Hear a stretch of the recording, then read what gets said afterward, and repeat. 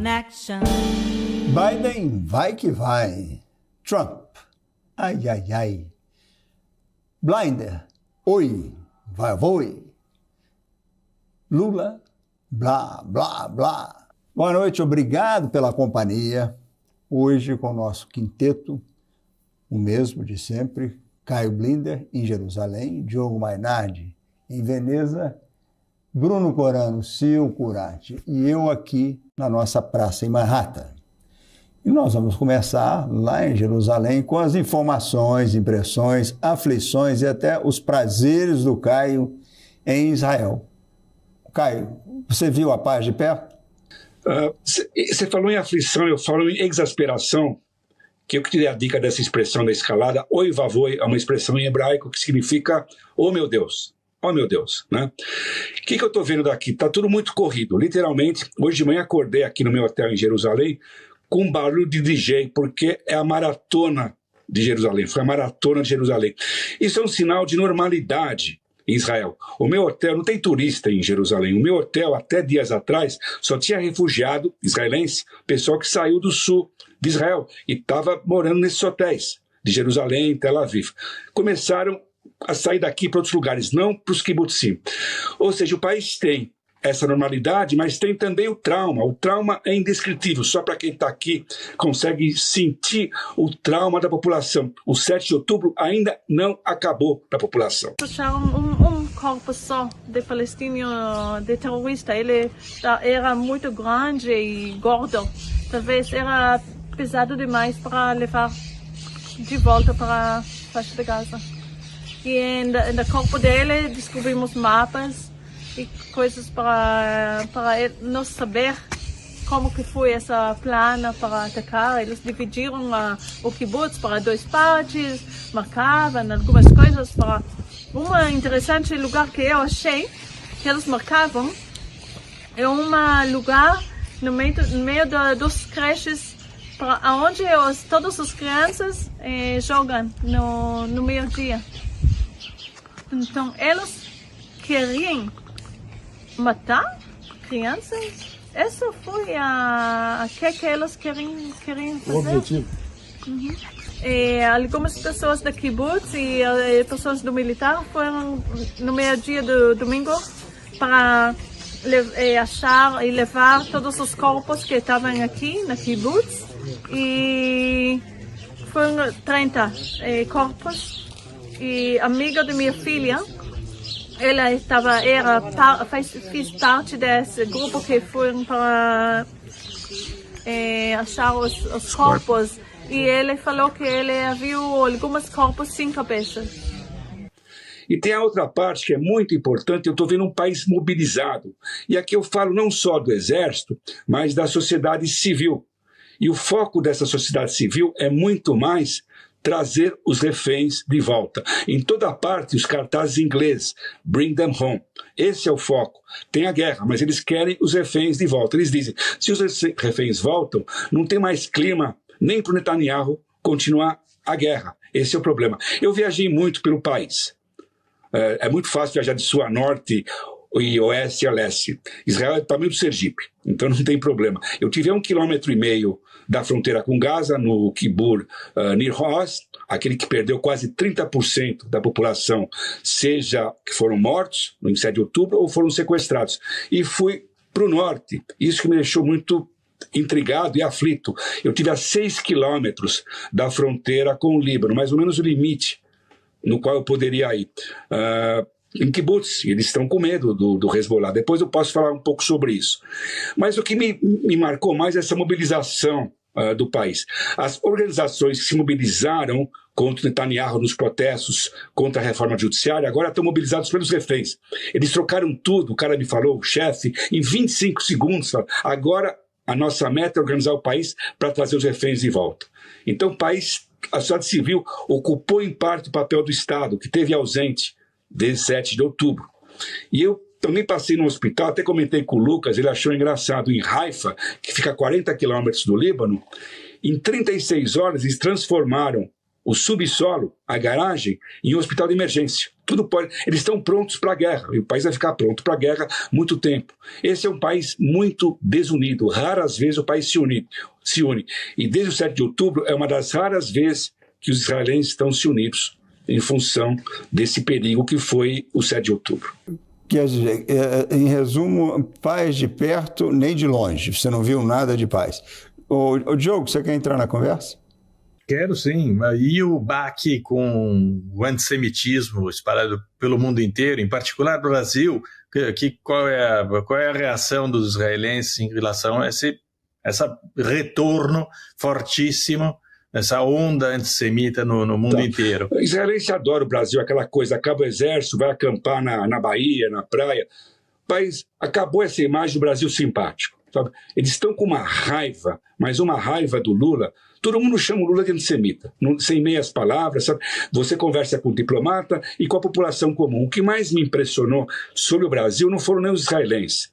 Eu tive num kibbutz que foi, não fundado por brasileiro, chama Bror Hai, que fica a 10 quilômetros de Gaza, mas vieram brasileiros desde os anos 40. Conversei com um grupo de brasileiros que moram lá há 700 anos e falei, estou chocado, esse não é o meu Brasil. O Brasil virou um país antissemita. Em todo o país existe uma sensação de isolamento. O mundo não nos entende, sabe?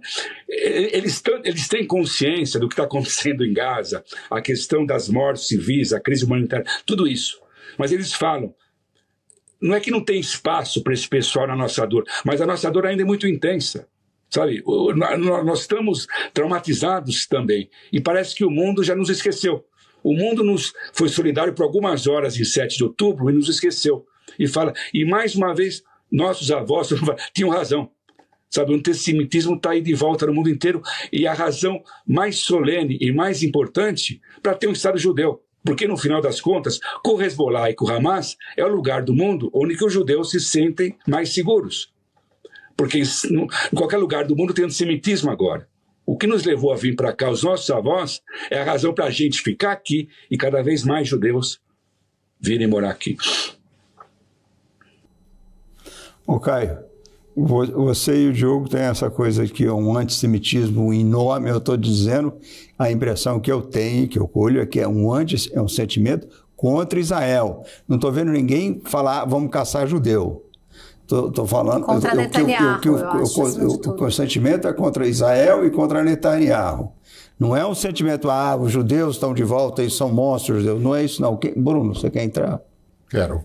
Caio, eu acho que já tem inúmeros indícios de que o Hamas não vai devolver as pessoas que foram sequestradas. Ou, se devolver, vai devolver uma pequena parte. Até porque existe a possibilidade de um grande número já nem estar vivo. Então, eu queria saber o que você acha que vai acontecer daí para frente. E eu volto a insistir algo que a gente falou em outro programa, que eu não entendo como ainda o exército não conseguiu varrer todos os túneis e todos os cantos, porque é uma área muito pequena. Eu vou dar um exemplo que parece brincadeira, mas é real. Eu, de 2 anos para cá, pedalei em todos os quarteirões de Manhattan, da rua 100 para baixo. E pessoal, como é que você sabe disso? Porque o meu aplicativo que controla meu batimento e tudo mais vai mapeando. E aí virou uma brincadeira, nunca passei naquele quarteirão. Ou seja, eu já pedalei em todos os quarteirões de Manhattan, sozinho, sem pressa, pedalando de vez em quando. Como é que o exército... Mas tinha alguém atirando em você, Bruno? Como? Tinha alguém atirando em você lá ou não? Mas por isso, eu não sou exército, eu não estou em tanque, eu não sou exército, eu não estou em tanque e não são 7.000 soldados, sei lá quantos. Primeira coisa é o seguinte, eles sabem que os líderes principais do Hamas, eles estão protegidos por reféns, tá? Então a ideia que Israel vai matar os reféns para chegar nos líderes do Hamas é uma coisa para a população aqui inconcebível. A outra parte, que eles não acham os túneis, é porque não conseguem. Sabe? Eu acho um pouco bizonho falar isso. Hoje eu estive no Centro Pérez de Inovação. É o local que eles reúnem a Startup Nation, que é Israel. Sabe? Tudo que eles inventam para fins militares ou civis. Eles não param de inventar coisa. Se já tivesse um jeito de achar os caras dos túneis, já teriam encontrado. Sabe? O Hamas se preparou a isso desde 2007. Quando eles tomaram Gaza, então se preparou para essa guerra. Eles estão se preparando. Eles não esperavam. O que eles esperavam de Israel? Se Israel não acabou a guerra, que não conseguiu até agora. Sabe? Se você acha que o preço humanitário, que é horroroso, é grande, Israel poderia pulverizar Gaza, tá? Matar todo mundo que está em Gaza e resolver o problema. E, em princípio, não é assim. Então, se não acabou, é que não consegue. Sabe? Israel não consegue ficar mobilizado militarmente para sempre. Porque a população está mobilizada. O país não aguenta guerras de longa duração. Nunca teve isso na sua história, exceto a guerra de independência. Então, eles já começaram a desmobilizar. Eles acreditam. Eu falei com gente militar, porta-voz, eu fui no Ministério da Defesa. Eles dizem, não, nós mais ou menos estamos controlando o Hamas. Acabou aquela conversa idiota do Netanyahu, que é um slogan, vitória total. Isso é slogan babaca, sabe? Nós temos que neutralizar, desmantelar a capacidade operacional do Hamas de fazer coisas como a Hamas faz. Eles estão realistas. Claro que o Hamas pode sobreviver, militantes do Hamas, e realizarem atentados terroristas, como é a história do Hamas. Mas nunca mais Israel vai aceitar a ideia de que se repita algo como 7 de outubro. Então, eles não vão conversar de 2 estados, isso é a visão de Israel, ou coisa assim, enquanto o Hamas for uma ameaça em larga escala, como em 7 de outubro. A grande preocupação agora, essa conversa muito séria em Israel, eu conversei com gente que está do lado da fronteira, é com o Hezbollah. Eu fui num kibbutz a 6 quilômetros, imagine, um cara é PhD em células-tronco, pesquisador, o outro está abrindo um restaurante vegano na Alemanha. Ele voltou para o kibbutz que ele nasceu, os caras têm 50 anos. Você acha que os caras querem ficar de fuzil tomando conta do... Não querem. Claro que eles querem cuidar da vida deles, eles querem a paz da vida deles, têm família. Então lá, nós temos que se preparar. Pode demorar 2 meses, 3 anos, mas vai ter uma guerra contra o Hezbollah. Porque Israel não pode conviver com esse tipo de gente jogando foguete sem parar. Eu estava no kibbutz, a gente ficou lá, era o final da tarde, 6, 7 da noite. 90 minutos mais tarde, o Hezbollah jogou 30 foguetes contra o kibbutz e a vizinhança. Todos foram interceptados. Mas isso vai ser o dia a dia desse pessoal? Não. Porque o Hezbollah tem armas mais potentes do que o Hamas. Então, Israel se prepara para uma nova guerra. Vai ser daqui 2 meses? Não sei. Daqui 3? Não sabe. Mas eles acham que é inevitável. Porque o Hezbollah também não vai baixar a guarda. Eu sei que eu estou com um discurso meio beligerante, mas não sou eu. Sabe, eu estou aqui há uma semana, eu estou sentindo o pique da população. Ninguém tem ódio de palestino. Eles têm um ódio, mas o ódio que eles têm do Hamas é um negócio inacreditável. É um negócio inacreditável. Eu te perguntava, porque você mencionou sobre haver uma existência de um sentimento com a crise humanitária, né, em relação aos palestinos. Então, minha pergunta para você é, se a gente pensar que Gaza foi destruída, não tem mais, 70% das casas foram destruídas, não tem mais hospital, tá um desastre. Os palestinos, foram deslocados forçosamente, então isso é um crime de guerra, o deslocamento forçado. Como fica a situação deles e o direito que eles têm de retornar a casa, que é um direito humano de retornar a casa? Como você enxerga isso? Como isso fala-se nisso? Alguém conversa sobre isso em Israel, na imprensa? Qual é a opinião deles? Quando conversamos hoje com uma repórter investigativa do principal canal de televisão de Israel, ela chama Linda Dayan. Ela é argentina de nascimento. Ela conversou com a gente em espanhol. Ela falou assim, o que o Hamas esperava que Israel fizesse depois que eles fizeram o 7 de outubro? Que ia ser uma reação desse tipo. Então, Israel, ele fala, pelo ataque dessa magnitude, Israel não tem que se desculpar. Isso é guerra, isso é uma guerra. Vai ter que reconstruir Gaza, porque isso é importante em termos humanitários e é importante em termos estratégicos. Israel não quer uma favela terrorista, os escombros terroristas do seu lado. A um quilômetro. Eu vi bombardeios. Ali do kibbutz que eu estava, eu vi os bombardeios em Gaza. Eu estava a 1,5 km da fronteira. Sabe? Ninguém quer viver assim. Então, claro que vai ter que reconstruir. A conta vai ser para todo mundo. Essa conta vai ser para o contribuinte da Europa, desculpa, de jogo, a União Europeia vai dar dinheiro, os países árabes vão ter que dar dinheiro, os americanos vão ter que dar dinheiro, sabe? É isso. Isso é uma guerra. Não teve guerra na civil, não é isso, cara. Eles vêm dessa maneira. Eles são muito práticos. Caio, sem querer esticar muito, no começo da guerra, você e o Diogo, nós já falamos nisso aqui 2 ou 3 vezes, achavam que ela ia terminar o dia que achassem os 7 líderes, 3 ou 7 líderes do Hamas. Acharam quantos até agora? Rapidinho. Nenhum? Não, os 3 grandes cabeças não foram encontrados. Os 3 grandes líderes do Hamas estão lá em Gaza, nos túneis. Não foram encontrados, que é o Sinwar, o Deif e o outro Issa, chama Issa. São os 3 caras. Israel, o dia que pegar esses caras, vai falar ou matar ou capturar. Claro que não pegaram. Você perguntou se eu vi o Hamas de perto? Era o que eu queria saber. Tá bom. Não, você não viu a paz de perto e nem o Hamas, o Israel viu os líderes de perto também, não conseguiu matar os líderes. Era o que eu queria saber. O que eu vi de perto, que foi uma coisa que pouca gente viu, não vazou para o mundo ainda, eu vi aquele famoso filme, sabe? Eu fui no Ministério da Defesa de Israel e um filme de 47 minutos com as cenas mais tenebrosas que eu já vi na minha vida. Eu estava num grupo de 12 jornalistas, mais da metade saiu da sala antes do final. Eu vi cenas do terrorista do Hamas decepando o cabelo, eu nunca tinha visto na minha vida, decepando uma cabeça com faca. O filme, os editores do filme tiveram o pudor de não mostrar os estupros. Eu só vi as cenas de mulheres com as manchas de sangue. Por que não vou mostrar isso no filme? O filme que eu vi, que foi filmado pelo próprio Hamas, Brought to You by Hamas, tá lá. As provas sabe? Tá lá, sabe? Então é muito difícil, sabe, para nós, para os israelenses, sabe? É o trauma deles, sabe? Eu vim para Israel, não fui para Gaza, não fui para Cisjordânia. Esse é o trauma que eu vi aqui. Claramente eu sou repórter. Eu sou um analista, não estou analisando nada. Eu estou contando o que eu vi, com o que eu conversei. E o último ponto, o programa está ao ar no domingo, só para acabar de esticar, há uma preocupação em alguns setores com o Ramadã, que começa domingo. Mas o cara que eu conversei lá na TV 12, que é a TV Globo, o cara que mais entende desse assunto, ele acha que Israel mais ou menos controlou a situação na Cisjordânia, na porrada.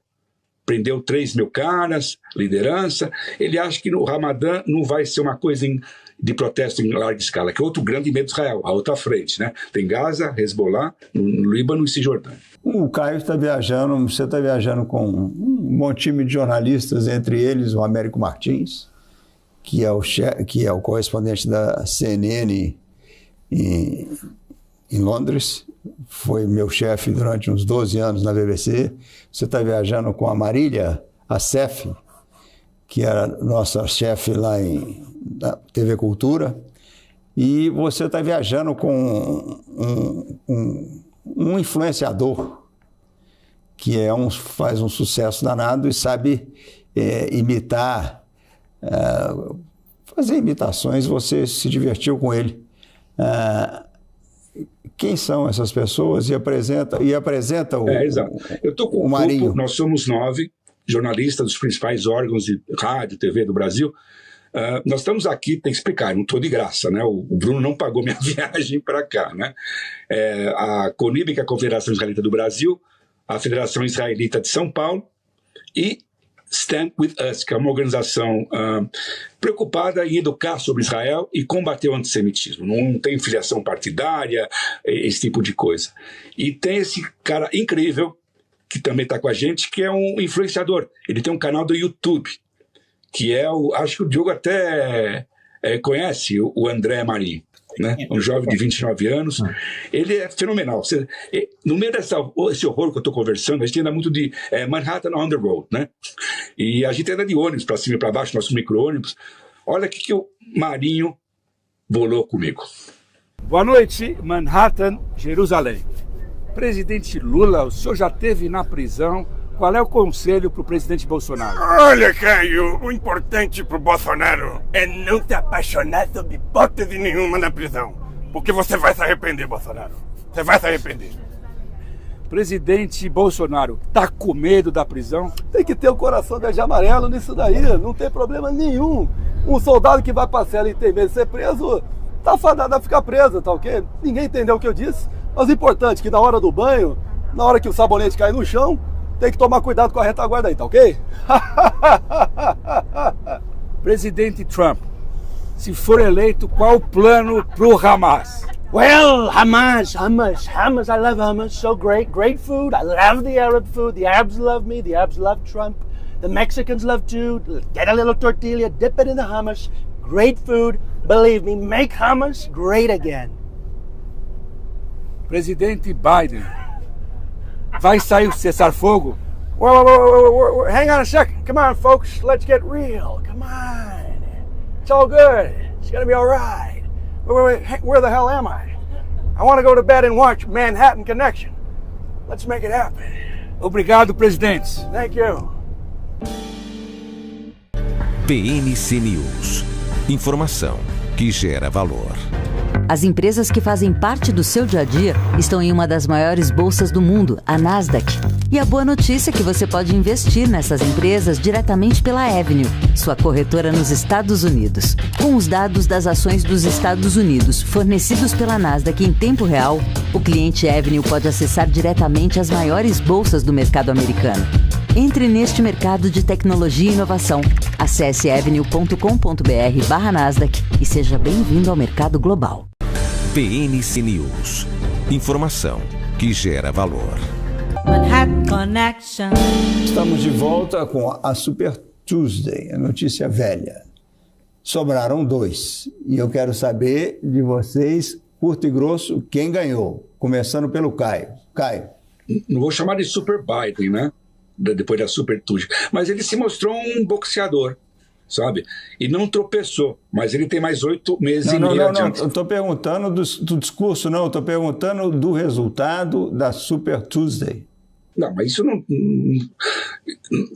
tinha aqui não teve nada. Já ganhou o Trump e o Biden desde há meses eles ganharam. Eu sei, mas os dois ganharam, essa é a sutileza da pergunta. Os dois ganharam.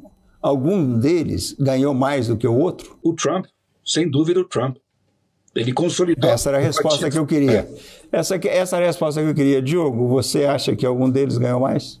O Trump tomou conta do partido, né? Ele acabou de indicar a Nora e um lambe-botas dele para chefiarem a campanha eleitoral, para chefiarem o comitê eleitoral republicano. Então, ele está no comando agora. Eu acho que... desculpa, eu já ia entrar no Estado da União. Não, o Estado da União é o seguinte, Bruno, quem ganhou? Teve resultado na Super Tuesday? Definiu alguma coisa? Definiu o que já estava definido lá atrás, o Trump então é o destaque. Mas eu vou falar outra coisa. Então, se todo mundo falou quem ganhou, eu vou falar quem perdeu. O Partido Republicano, para mim, perdeu. O Partido Republicano sai perdendo com um líder que desgoverna o partido, é um carro desgovernado agora, e desunido, que não é todo mundo que o apoia. Não mudou na terça. Continua do mesmo jeito. Acho que muda. Com o Trump do jeito que está, ele só está ganhando força. Quanto mais força ele tem, menos o partido vai ter. O que muda é que a esperança morreu. A Haley era a esperança e definitivamente, infelizmente, está enterrada. Muita gente que votou na Haley só para não votar no Trump. Agora, com ele na frente, o partido quebra, assim, perde qualquer... Caio, quinta foi o dia do Estado da União, que você já estava se antecipando. Que é uma oportunidade importante para o Biden vitaminar a campanha dele. A história agora é que ele mesmo se impôs na Casa Branca, discutiu com os assistentes dele, diz que ele quer ser mais Joe e menos presidente. Deixem o Biden ser Biden. Ele quer mais contato com a imprensa, mais contato com o público e desmentir aquele procurador que disse que ele é um velhinho esquecido, mas bem intencionado. O Biden correspondeu às expectativas, Caio? Sim, a coisa que eu mais gosto nessa jogada de marketing é não que ele tenta se mostrar mais novo, mas lembrando para os americanos que o outro cara é praticamente tão velho quanto ele. Ele falou, o meu predecessor, ele usou 3 vezes a expressão, sem usar o nome do Trump, falando, o meu predecessor, né, que é tão velho quanto eu, não sabe perder. Ele não aceita o resultado da eleição, isso. O meu predecessor, que é tão velho quanto eu, um cara da minha idade, sabe? Então, nesse ponto, acho que é colocar entre 2 velhinhos, sabe? Um velhinho é mais decente que o outro. Tá tudo bem. Agora, você acha que vai dar certo essa ideia do Biden ser Biden? Porque eu acho que falar de idade é um tiro no pé. não tem que falar nem da idade dele, nem da idade do Trump. O que eu acho que ele precisa fazer é bater mais forte. Ele bateu. O que você acha? Ele bateu forte, mas não dá para fugir do fato que 73% dos eleitores acham que ele é velho demais. É uma realidade, não tem como ele esconder. O problema mais sério dele é culpa do Obama. O Obama, quando foi candidato a primeira vez, que era um cara novo e inexperiente, resolveu trazer um cara, esse cara mais velho é importante para minha chapa. E a partir daí ele já nasceu velho para a campanha presidencial. Então, paciência, mas ele se comportou bem. Ele não pode mais tropeçar até novembro, e esperando que o outro velhinho tome tombos. É isso. Essa é a questão, né? Ele se mostrou vivo, né? Ele tomou a bolinha certa antes do curso. Precisa ver se ele vai tomar todo dia esse negócio, porque se ele começar a tropeçar, ou o primeiro tropeço, todo mundo vai ser lembrado do que ele de fato é, que é um velhinho bastante gagá. Quer dizer, ele tem os lapsos dele de memória, ele tem uma debilidade física que o Trump não demonstra, apesar de ser obeso e de ter praticamente a idade dele. Ele vai ter que enfrentar tudo isso. Acho que eu sou desmentido, obviamente, pela história dos Estados Unidos, por qualquer tipo de especialista no assunto, mas acho que o Putin é o melhor cabo eleitoral para o Biden. O fato de atrelar Putin, Rússia, ao Trump, dá ao Biden um discurso que ele não tem em outras áreas. E 50 anos de propaganda anticomunista devem servir para alguma coisa. Acho que ring a bell para algumas pessoas que não dá para deixar o país, para deixar a Rússia invadir a Ucrânia, massacrar os ucranianos, e acho que é fácil, simples explicar para os americanos que isso não é do interesse dos americanos. Isso aí você vai desculpar. O Biden está fazendo isso o tempo todo. Agora, e os americanos sabem que ontem mesmo, no discurso dele, ele falou... Ele brincou com Moscou. Não, mas eu acho que é o melhor cabo eleitoral que ele tem, exatamente por isso. Eu acho que ele tem que arrumar um jeito de armar os ucranianos. Tem que dar uma reviravolta, tem que pegar o tal do dinheiro congelado da Rússia e reverter para os ucranianos algum jeito para sabotar a sabotagem do Partido Republicano no Congresso. Ele tem que inventar, porque sem arma, sem munição, os ucranianos não saem do lugar, né? Mas, pombas, olha, esse é um bom ponto. O Biden é gago de infância. Então, esse problema de que ele de vez em quando vai ratear. Só que eu vou trazer no programa também a coleção de erros do Trump. Nossa, eu ia falar isso. Começa uma frase e perde o sentido, parece comigo. Sendo mais novo. Esquece o resto. Imagina quando ele chegar na idade do Biden. E como ele não consegue pronunciar Venezuela, tem um monte. Eu vou trazer, é minha guru, quando eu fico meio triste com o resultado, com o cenário americano, eu vou ver a Rachel Maddow, eu vou trazer ela é craque para fazer esses vídeos. Ô Bruno, deixar o Joe ser Joe é uma boa ideia? É uma excelente ideia.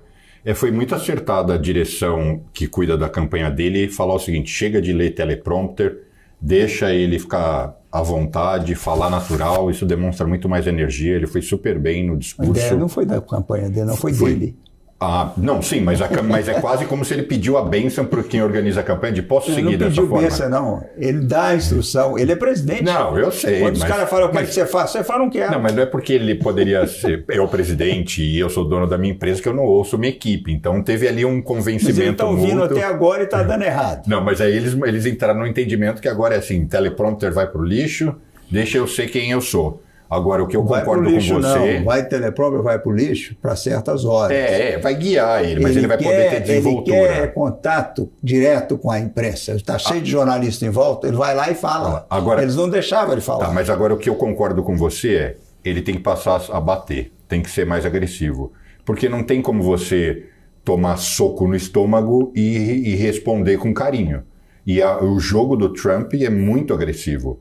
Então, ele com o jeito dele, mais sereno, etc., e de alguma forma ele tem que reagir, ele tem que ser mais combativo, que foi o que você disse no início quando você falou, tem que bater, eu concordo. O estímulo que ele teve ontem, no quinta-feira, foi quando os republicanos vaiaram. Ele fica na maior animação. Ele é motivado. Tem uma energia danada nele, ele começa... Coisa que nenhum... Você sabe que ele saiu 8 ou 9 vezes do teleprompter. Saiu do script. Sim. O que é raríssimo. Mas ainda assim ele não estava lendo, estava? Estava tudo valendo. Não, tá tudo valendo. Mas ele estava lendo? Eu estou te explicando que ele saiu... O discurso dele, sim, do começo ao fim, uma leitura certinha, ele é até muito bom para ler. Ninguém faz um discurso de 3 horas sem ler, não, cara. Não, mas eu achei que ele estava se guiando, tinha uns bullets. Não, é uma prompter esquerda, um prompter eu direito. sei. Tem 3 prompters, um aqui e um lá. Sempre. Eles são quase invisíveis. Então, o que ele é raríssimo, e ele saiu 8 vezes fora do script. E brincou, né? Ele fez brincadeiras. Principalmente quando ele foi vaiado quando ele falou na fronteira, recebeu uma vaia. Mas ele adora essa provocação. No último State of the Union, ele fez a mesma coisa. Quando a mulher insultou aquela maluca, a gente estava usando o chapéu da Maga. Da Maga, o chapéu da Maga. Gritou. A Green, Marjorie. E ela começou a gritar. E ele entrou provocando, dizendo que você não sabe ler. Sabe ler, foi o melhor acordo que vocês já podiam ter conseguido na fronteira. Foi o que os senadores fizeram, um acordo dos republicanos e democratas. E tinha um senador republicano, que era o único que estava em pé lá, dizendo verdade. Ele confirmando. E o Mike Johnson lá no fundo só fazendo assim. E a Kamala... Mas você sabe que o Mike Johnson bateu palma várias vezes. Eu vi ele batendo palma. Da mesa. Ele bateu palma para coisas que os republicanos também apoiam, né? E ele claramente virou a cara com... porque o Biden endereçou muito bem as questões, ele seguiu a linha que foi o Bernie Sanders, eu acho, que deu esse conselho para ele, tipo, se separe realmente do Partido Republicano, mostra a sua agenda com clareza, siga ponto a ponto, né? Então ele falou de aborto, falou de imigração, falou de preço de remédio, ele falou de coisas super importantes. Eu achei só que ele não endereçou a questão econômica como ele poderia tão bem, porque uma coisa que o Sanders falou que eu achei super inteligente, sob o ponto de vista de storytelling, né, que eu sempre fico olhando essas coisas sob o ponto de vista do meu trabalho. Ele disse para o Biden, é importante que você enderece o problema que as pessoas estão enxergando da crise econômica, acatando o problema e dizendo, ok, e eu vou resolver, e não tentando convencê-las de que o problema não existe. Eu achei que ali ele não foi super bom, mas de resto, assim, palmas para ele, tem que ser Biden, ele tem que ser Joe. O perigo é deixar ele solto para falar com a imprensa, assim, no aeroporto, saindo, entrando, deixar ele solto para ir lá falar, aí é que estão os erros, e com o próprio público, que ele de vez em quando querem falar com ele. Mas ele já fala todo dia com a imprensa, né? Praticamente. Fala quase nunca com a imprensa. Assim, voltando, não, fala igualzinho o Lula, se deixar solto, fala bobagem. Ele fala em situações de entrevista de imprensa, coletiva de imprensa. E aí ele está pautado, mas assim, ele está entrando e saindo, e eles gritam para ele, escuta aí, a Ucrânia, o que você vai fazer com o Putin? Ele vai em frente. Ele tem que criar umas respostas padrão para dar para a pessoa, tipo, Vamos voltar para o Brasil com o Diogo e o Lula. O nosso Felipe Nunes, da Quest, publicou essa semana uma outra pesquisa, uma nova pesquisa. O Jornal Nacional deu quase 5 minutos dessa pesquisa. E eu tive a impressão que deve ser importante, que mostra o Lula perdendo prestígio. Você leu, concorda? É boa a pesquisa? Li, reflete o que eu venho pensando. Saiu outra pesquisa 2 dias depois da Atlas, confirmando esse mesmo fato. A popularidade do Lula despencou. Hoje em dia ele é mais desaprovado pessoalmente do que aprovado. Aliás, tem mais desaprovação em relação ao próprio Lula do que em relação ao governo, algo que nunca aconteceu nos mandatos anteriores dele. Porque o antissemitismo foi muito, esse negacionismo do Holocausto do Lula pegou muito pesado, especificamente com o eleitorado evangélico, mas se espalhou pela sociedade também a percepção de que toda aquela conversa mole de democracia, o cacete A4, é papo furado, né? Eu tenho a suspeita que, inclusive, o aniversário da Lava Jato, todo mundo percebendo que o negócio foi... Você vê todas as pesquisas em relação à Lava Jato também, neste período, todas elas mostrando que a população entende perfeitamente que a operação foi para o brejo porque pegou políticos potentes roubando dinheiro público.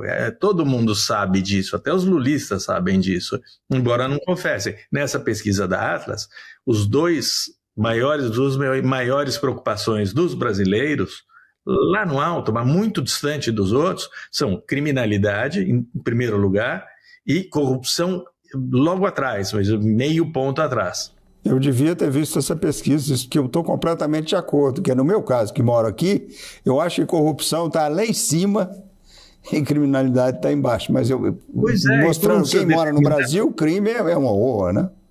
Claro. Por um período, Lucas, a corrupção parecia ter desaparecido no noticiário. A gente tinha golpe do Bolsonaro, a gente tinha outras questões que vieram à tona, e também o fim da Lava Jato, obviamente, que o país baixou a guarda e deu um desânimo geral. Agora voltou, o Lula conseguiu essa proeza. Você vê o resultado da Petrobras, por exemplo, eles vão conseguir arrebentar a Petrobras de novo. Ô Bruno, você voa azul ou voa Gol? Eu não voo nenhuma das duas. Mas quando eu estava no Brasil, eu ainda preferia a Latam. Sabe, eu tenho uma brincadeira que a gente está falando o seguinte: é uma quebrada querendo comprar outra, porque todas elas estão super mal das pernas. A Latam passou pela teórica falência, né, renegociar todas as dívidas. A Gol está numa situação péssima. E qual é a dinâmica dessa história? A Azul enxergou nisso uma oportunidade para comprar a Gol. A Gol vale 1/4 do que vale a Azul, mas acaba que é um setor ultra problemático. Os grandes fundos aqui americanos, gestores de fundo, ele fala assim: se você quer ficar milionário, seja bilionário e compre uma companhia aérea. De tanto que você vai perder dinheiro. É um setor muito complexo, porque depende totalmente do petróleo. A pandemia chacoalhou como nunca. Assim, a explicação é complexa, mas só para entender, um piloto, ele precisa ou estar voando, porque se ele fica em casa, depois de 1 mês ele perde o exame médico, e depois de X meses ele também não tem mais a carteira válida. Então você manda 1.000 pilotos, falando da realidade do Brasil, a Gol, como todo mundo, parou, manda 1.000 caras para casa. Quando começou a voltar, não é só falar assim, vamos embora, vem voar. Não, precisa revalidar todo mundo. Então tem um desencontro muito grande da pandemia e, por fim, só para fechar, desencontro de caixa. Porque assim, para ficar muito fácil para todo mundo entender, você compra uma passagem para agosto e você foi lá e pagou R$500 para voar para o Recife. E a companhia aérea definiu que é R$500 com o orçamento de hoje, com o petróleo de hoje, com os custos de hoje. Só que até lá, quanto vai estar o petróleo? Como vai estar o câmbio? Então tem um desencontro muito grande de caixa. No Brasil, em particular, os impostos são altíssimos. É isso. Esse conselho que você dá para a companhia de aviação, você quer quebrar, que você compra um... Você quer ser um bilionário, você quer ficar milionário e compra uma companhia aérea. Não, você quer o conselho do bilionário, você quer fazer uma pequena fortuna? Qual é o conselho? Você não conhece o conselho, não? Não. Começa com uma grande. Começa com uma grande fortuna que você vai acabar tendo uma pequena fortuna. Que você vai perder. O Brasil tem no seu cenário? Eu tenho uma notícia, eu tenho um ponto fraco e um ponto forte, tá? Um low e um high. O ponto baixo do Brasil essa semana foi Nicolas Ferreira, eleito presidente da Comissão de Educação da Câmara dos Deputados, que disse não poder opinar sobre o formato da Terra porque ele nunca estudou se é redonda, oval, quadrada, o que é. Então, Uma pessoa que diz isso, ela não pode ser presidente do Jardim de Infância, que dirá de uma comissão de educação na Câmara dos Deputados, enfim, não sei onde ele estudou. Jardim de Infância de jeito nenhum. Não, ele não pode ser nada, ele não pode ser presidente da casa dele, ele não pode. Eu não sei, uma pessoa falar uma coisa dessa ainda dizer que ele não... Ele devia estar no Jardim da Infância. Não, ele não estudou Aristóteles, ele não estudou Galileu, ele não estudou Copérnico, ele não estudou nada na escola, então ele não pode opinar se a Terra, qual o formato da Terra. O ponto alto foi que a Barbie fez 65 anos e a Mattel fez uma ação linda criando bonecas homenageando várias mulheres que são inspiradoras, são as female storytellers, e uma brasileira indígena virou uma Barbie pela primeira vez, a nossa Maíra Ramos, que é a Cunha Poranga da tribo Tatuio. Então achei isso assim super ponto alto, super legal mostrar uma brasileira indígena que faz um trabalho belíssimo como uma Barbie, eternizada numa Barbie. Então vamos para a Itália com o Diogo. O Times, há poucos dias, Diogo, deu um encontro dizendo que sobre uma conexão do Biden com a Giorgia Meloni. E sumiu. Eles estão fazendo alguma coisa juntos? Que conexão foi essa? Rendeu, não rendeu? Ele deu uma beijoca na cabeça dela. E a beijoca pesou aqui na Itália, porque ela é uma oportunista, ela é uma política oportunista. Ela saiu de um partido pós-fascista, mas com a morte do Berlusconi, a Itália não tem um partido não tem nenhum representante forte do Partido Popular Europeu, centro-direita, tá desguarnecida na Itália.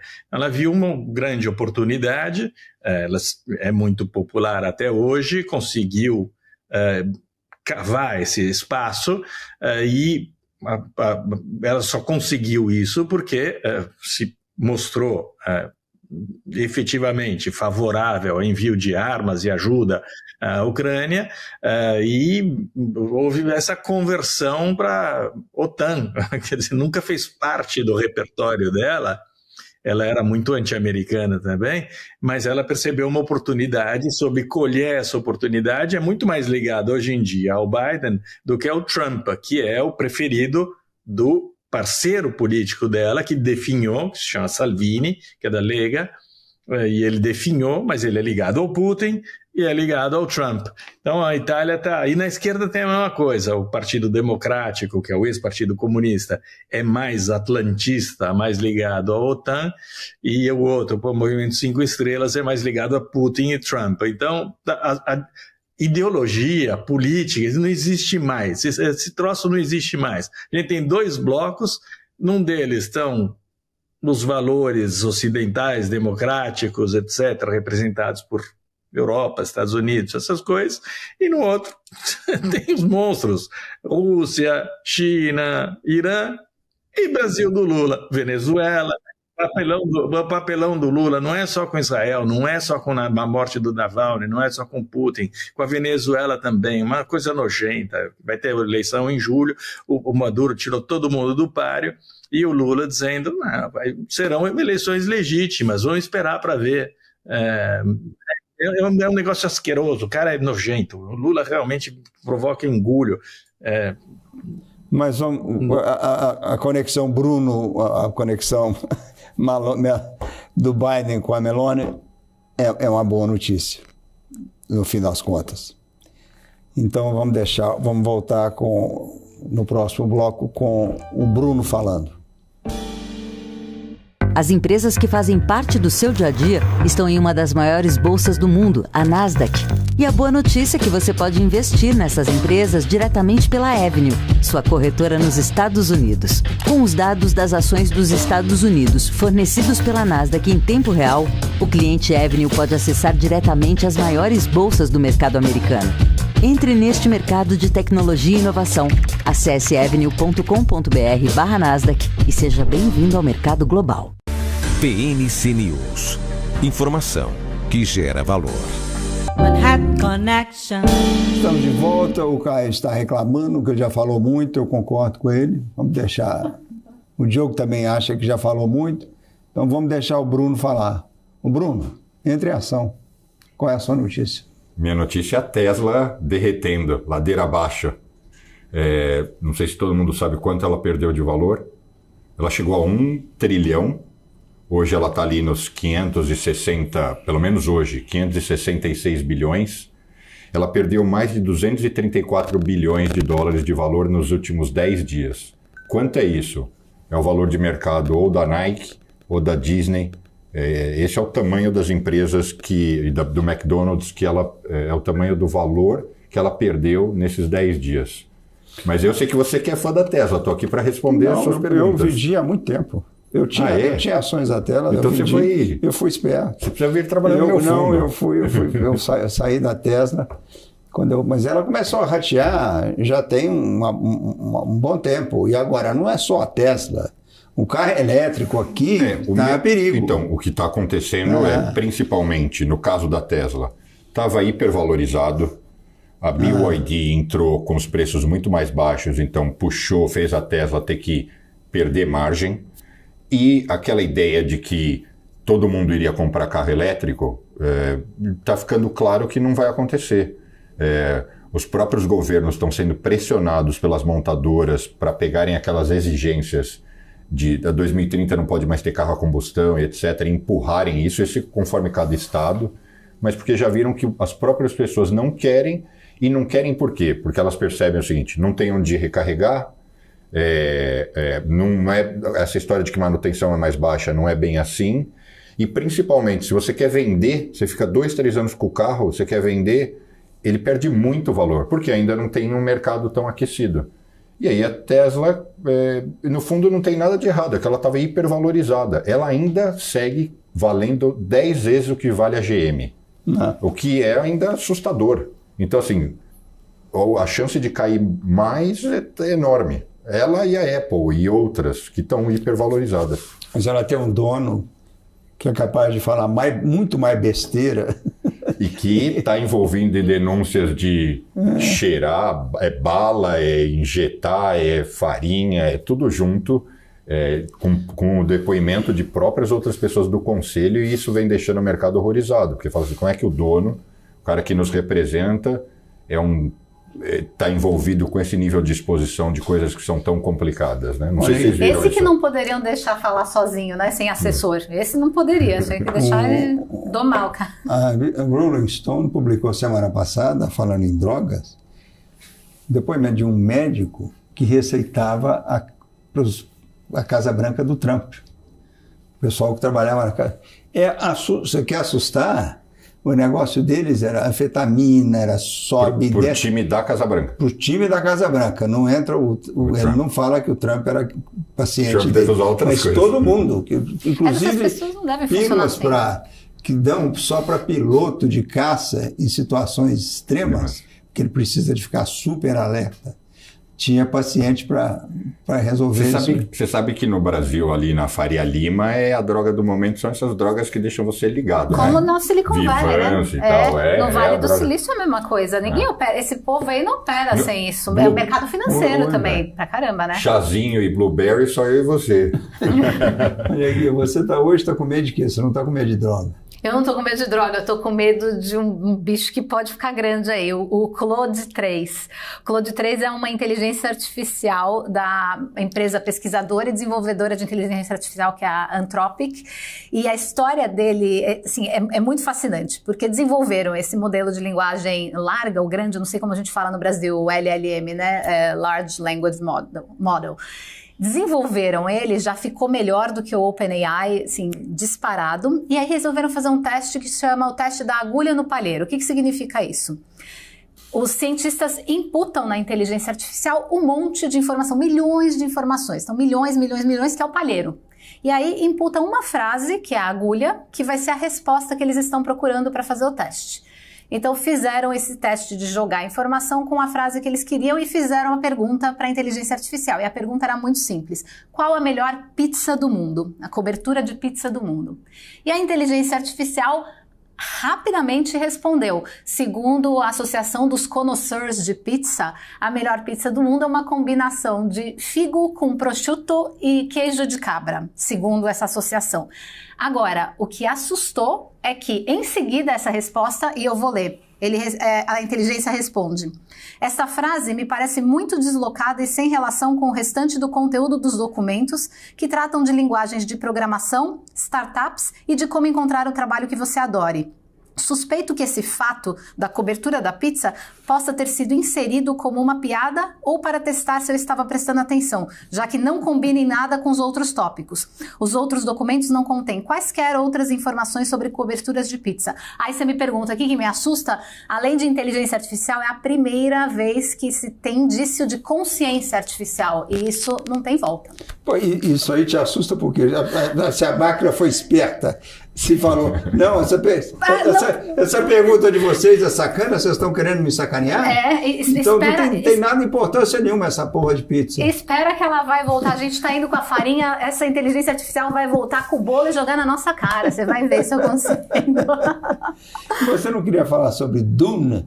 Porque agora saiu o Dune 2 com uma promoção extraordinária, um monte de dinheiro, vendendo ingresso. E eu posso assistir, eu nunca vi Dune 1, eu não sou fã de ficção científica. Olha, eu li o livro também, o livro é de 1965, e o livro é fascinante porque Frank Herbert, ele escreveu esse livro em 1965, é uma trilogia, e é sobre um mundo futuro, é uma disputa de planetas. Então imagina, é uma coisa tão atual hoje, é uma disputa de planetas, de civilizações, tem um conteúdo super interessante, meio messiânico, de gente que quer vir salvar o mundo, que o menino principal, ele tem a responsabilidade de salvar o mundo. Por quê? Porque ele está atrás de uma pílula, não é uma pílula, é um remédio, é um psicotrópico que aumenta a longevidade e faz com que você fique mais inteligente. A gente acabou de falar nisso, é o tipo da coisa que a gente consome hoje, né? Que as pessoas consomem hoje, longevidade e o ficar mais inteligente, ficar mais esperto. Então, Dune é sobre isso, sobre a preservação da civilização, e aí tem, assim, efeitos especiais maravilhosos, tem um verme que anda embaixo da areia, que é um monstro gigante, que é incrível, figurino tá sensacional, e diferente de outros filmes de ficção científica, ele se passa num deserto, é bastante diferente todo o cenário, e ele tende a ser uma das franquias de maior sucesso de ficção científica, superando o Senhor dos Anéis, inclusive. Então é um filme que eu mega recomendo. O primeiro tem 155 minutos, mas a história é linda, tem política, tem disputa de poder, é maravilhosa, e o segundo tem 166 minutos, vou ao cinema ver. O domingo é o Oscar. Domingo é o Oscar. Algum filme tem chance, além de roubar a bomba do Oppenheimer? Dizem que a Anatomia de uma Queda é um filme que tem bastante chance também, mas eu acho que Oppenheimer vai... Tem a menor chance. E a história eu adorei o Killers of the Flower Moon, achei muito bom o filme. Comprido pra cacete. Comprido, Oppenheimer também, que é bom. Oppenheimer também é muito comprido. Mas muito bom longo. Também, mas muito longo também. Agora, o filme francês é uma bizarrice, porque o filme francês, ele ganhou o Festival de Cannes. Então, foi automaticamente, estava na lista de seleção que os franceses iam mandar qual o filme que vai representar a França no Oscar. Que na França tudo é mais ou menos complicado. A atriz do filme, que é a criadora do filme, enquanto ganha uma Palma de Ouro, vai lá e faz um discurso descendo o pau no Macron. Essa comissão, na França, são 7 pessoas. 4 são do governo, 3 fora. Os 4 do governo escolheram outro filme, que é um filme sobre culinária, que dizem até que é muito bom. Como chama?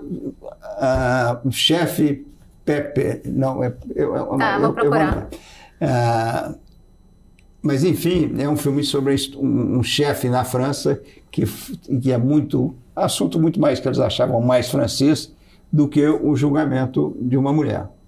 Então, mandaram para o Oscar esse filme do chefe, do cozinheiro. O Oscar falou aqui para você, esse filme está igual a máquina do inteligência artificial, falou, esse filme é enganador. E recusou. O Antônio disse que o filme é ótimo. Agora, e botaram o filme em francês na categoria de melhor filme. Ele concorre a melhor filme do ano. Mas isso é uma tendência do Oscar há algum tempo, né? Lá atrás teve A Vida é Bela, que concorreu ao melhor filme. A gente teve, em 2020, eu acho, Parasita, ou de 2019, Parasita, que ganhou, inclusive, o Oscar de melhor filme. A gente já teve O Artista, que é francês, que também concorreu a melhor filme. A gente teve Roma, maravilhoso, mas esse artista fazia sentido. Esse filme francês na categoria de melhor filme, é um filme complicado, é um filme difícil. É um filme bem francês. É um filme bem francês, mas é um filme onde não acontece nada. Eu acho bom o drama. Eu achei bom o drama da... O artista era em língua muda, não era? Então... Mudo em preto e branco. Ele era mudo em preto e branco. Mas era a história do filme do julgamento é curiosa, porque sem entregar o filme, sem contar o final, quem viu o filme aqui? O Diogo viu? Eu vi. Eu não vi o filme, a Ana viu, eu não assisti o filme. A Ana, sem contar, você acha que a mulher é culpada ou inocente? Inocente. Culpabilíssima. Segundo a Ana... A Europa... Não, peraí, deixa eu lembrar. Ela viu há algum tempo já. Ela falou, peraí, deixa eu lembrar. O negócio do cachorro... Não, culpada, imagina. Mas é curioso porque... Segundo a minha Ana, que é advogada, ela discorda completamente da Ana do Diogo. Diz que não há a menor dúvida que não é a mulher. É Ana contra Ana. Eu achei certo, que não também. É por causa do tipo de julgamento. Está certa. E é o seguinte... O tipo de julgamento que é feito. Não é isso. O curioso é o seguinte. Nos Estados Unidos, o que eu acho mais curioso nessa história é que os americanos acham que ela é culpada. Nos Estados Unidos, é culpada, igual a Ana. A França, ela é inocente. Ana que é americana. Mas você sabe qual é a diferença disso, né? Americana. Na França, ela é inocente. A diferença é que a França é um país que abraça muito mais a causa feminina, a causa da mulher, do que os Estados Unidos. Viva minha Ana. Colocar a questão do direito de aborto na lei. Est-ce que vous pouvez nous dire à quoi il fait référence quand il parle du pillage de son œuvre? That's not true. Vous aviez déjà frappé votre mari? Non. Non, jamais. C'est bien ce qui s'est passé.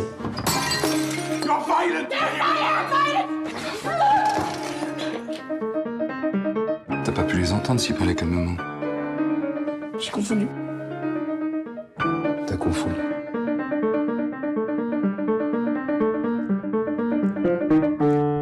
I'm innocent, you know that, right?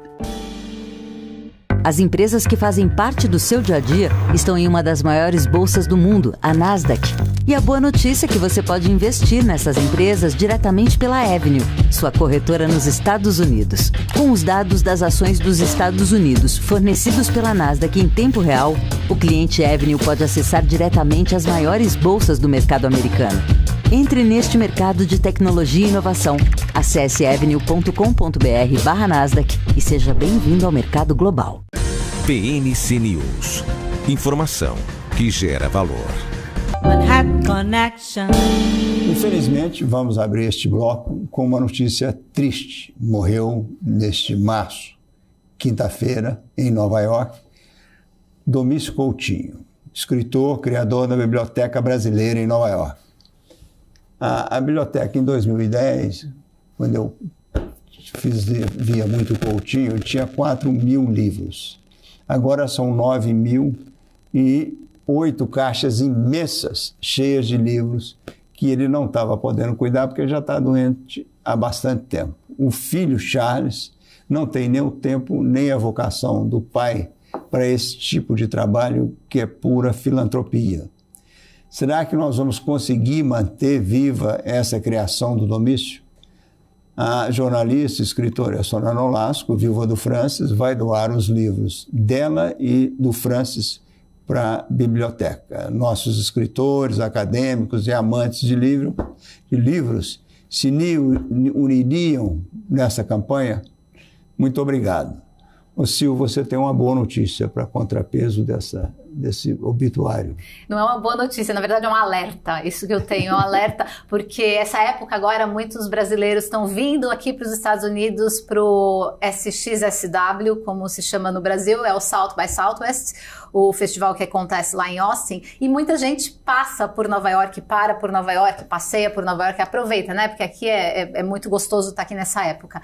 É só para alertar brasileiro que não está sabendo, com a desculpa de que aumentaram os crimes, principalmente os furtos, 42% de aumento de crimes em geral, mas furtos sendo os mais responsáveis aqui em Nova York. Colocaram a Guarda Nacional e a Polícia Estadual, 1.000 homens e mulheres, inspecionando aleatoriamente mochilas, bolsas, qualquer coisa, sacolas que você esteja carregando. Então, para vocês saberem, porque muita gente vem para cá sem saber falar inglês, vai ser abordado por policial armado, policial com rifle, e eles vão pedir para abrir suas coisas. Isso é normal agora em Nova York. Não se assustem, abram, fiquem quietinhos, não façam bobagem. Essa é a dica. O Bruno Caio está reclamando lá em Israel que ele já está gordo. E agora eles jantam lá muito tarde. Hoje eu estava até reclamando que ele perdeu o jantar, né? Porque ele estava trabalhando, vou ter que pagar o jantar. Vou emagrecer. É a melhor maneira de emagrecer, pagar o jantar. Quando eu pago o jantar, eu emagreço. É isso, não come, cara. Saiu uma história imensa aqui dizendo que os nutricionistas dizem que um pecado mortal é isso mesmo, comer tarde é um perigo. Você come que horas? Eu como tarde, como várias vezes. É porque eu acho que o fator determinante nessa história hoje tem essa mania do jejum, né? Do fasting aí programado. Intermitente, né? Intermitente, isso. Eu não faço isso. Já condenado. Eu como o dia inteiro. Como eu janto. Eu até que janto cedo, mas até eu ir dormir eu já como mais 1, 2 vezes. Tudo depende do quanto eu treinei. Se eu treinei muito, vou precisar de mais energia ou menos. Mas falando nessa questão, do mesmo jeito que publicaram esse estudo, tem outra banda aí de nutricionistas dizendo o seguinte: não vale nada, o que vale é, no final do ciclo do dia, você ingeriu mais ou menos calorias do que você precisava. E eu continuo concordando com essa tese. Eu não sou nutricionista, mas é a minha crença baseada no dia inteiro medindo 500 calorias? Não, não estou devendo. No fundo, quando você está em regrado, eu passei 17 anos como atleta profissional e eu sabia exatamente, pesava a minha comida e sabia exatamente o que eu ingeri. Aí você acostumou. Você era mais bonito naquela época? Não? Era o quê? Você era mais bonito? Eu acho que era mais feio. Não, mas o nutricionista Blinder quer falar uma coisa. É o seguinte, eu li esses estudos também, porque isso me interessa. A questão fundamental aqui não é só obesidade, mas se você não tiver um espaço grande entre a última alimentação e a dormida, cria problemas. É evidente que é mais saudável você ter um espaço. Então, essa história está cada vez mais popular entre os americanos e jantar às 5 da tarde, especialmente entre os mais jovens. Então, faz sentido, os jovens estão espertos, finalmente, em alguma coisa. Se dependendo do nível de treino que o cara fizer, ele pode jantar às 5. Quando der 8, ele vai querer comer de novo, e se ele ficar acordado até às 11, ele vai bater um rangão. Faz que nem mais uma para poder dormir. Essa história de jantar às 5 não chegou em Nova York, está lá na Flórida. A pessoa está lá até agora. Mas às 6 já está. Às 6 já rola aqui. Às 6 eu aderi já, é assim. E no dia que a gente come às 3, a gente janta às 3. O Diogo Caio queria saber qual o seu site comeu alguém essa semana? Jantou alguém? Bom, considerando que o nosso site não é imprensa, tem muito menos assinantes do que eu gostaria, eu fui jantado, ou no mínimo eu não tenho dinheiro para pagar a conta, então... Eu sou jantar, sou sobremesa, tudo que você quiser.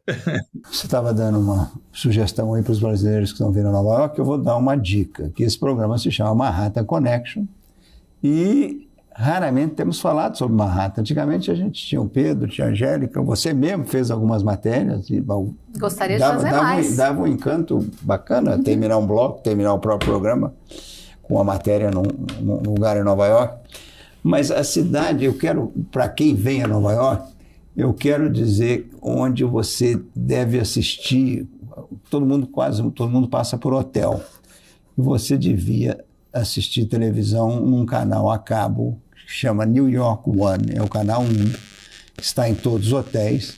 É um programa urbano, inteligente, bem informado, 24 horas por dia, dividido em grupos de meia hora. Então não enche o saco. Se quer ver meia hora, tá lá, você fica sabendo sobre o trânsito, sobre teatro, sobre música, sobre o tempo e também sobre grandes exposições e pequenas exposições. Tem coisas muito nova-iorquinas. Essa semana, Zimmerman, expondo lá no Brooklyn. Ele pintou 200 vizinhos e fez um crowdfunding, recebeu uma grana, conseguiu um espaço para expor os quadros dele. E enquanto ele pintava, ele entrevistava cada vizinho. Então está publicando um livro de vidas do Brooklyn. Então, quando você sabe contar uma boa história, além de contar uma boa história, ele entrega uma boa pintura. Os quadros dele são bacanas. E você, se você por acaso está naquelas bandas do Brooklyn, você tem um bom programa. Mas dê uma olhada no New York One, que eu acho um modelo de jornal e bom jornalismo urbano, simples e rápido. Muito obrigado, até a próxima.